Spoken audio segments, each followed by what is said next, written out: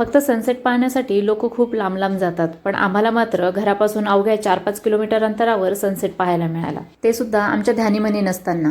तर झालं असं, स्मिराचा आम्हाला बानूचा लूक करायचा होता आणि आमच्या घरापासून जवळच एक खंडोबाचं मंदिर आहे हे मला माहिती पडलं. मग काय, मेकअप, खंडोबाचं मंदिर आणि सुट्टी, हा सगळा योगायोग जुळून आला. मग मेकअप झाला, दर्शन झालं, फोटोशूट झालं, सगळं अगदी व्यवस्थित पार पडलं. पण तिथून पाय मात्र निघतच नव्हते. देवळातलं वातावरणच वेगळं असतं. एकीकडे घंटा, एकीकडे वारा आणि एकदम शांत आनंददायी वातावरण. अशा वातावरणात ना मन एकदम शांत होऊन जातं. आयुष्यातले काही दिवस ना एकदम आठवणीत राहण्यासारखे असतात. तसाच हा माझा दिवस होता. हा दिवस माझा कायम आठवणीत राहील. एकही टॉय सोबत नेलेलं नसताना सुद्धा मुलं तिथं खूप छान खेळली.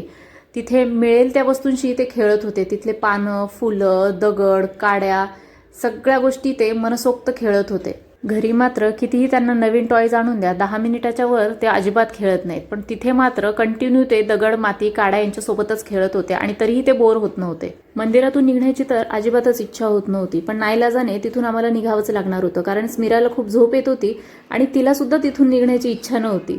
पण तिचा झोपेचा टाईम झालेला होता, म्हणून मग आम्हाला तिथून नाईलाजाने निघावं लागलं. आणि घरी आल्यानंतर मला तिचा मेकअपही रिमूव्ह करायचा होता आणि कॉस्ट्युम पण चेंज करून घ्यायचा होता. मग तिचं फोटोशूट झाल्यानंतर आम्हीही काही फोटोज क्लिक करून घेतले आणि तिथून घरी यायला निघालो.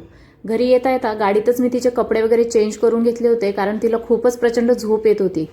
पुढच्या वेळी पुन्हा त्या मंदिरात येऊ असं ठरवून आम्ही तिथून निघालो. आणि स्मिराचं पुढचं फोटोशूट कोणतं करू हे मला कमेंटमध्ये नक्की सांगा. आणि व्हिडिओ आवडला असेल तर लाईक, शेअर करा आणि चॅनलवर नवीन असाल तर सबस्क्राईब करायला मात्र विसरू नका. भेटूया नेक्स्ट ब्लॉगमध्ये. Till then, bye bye.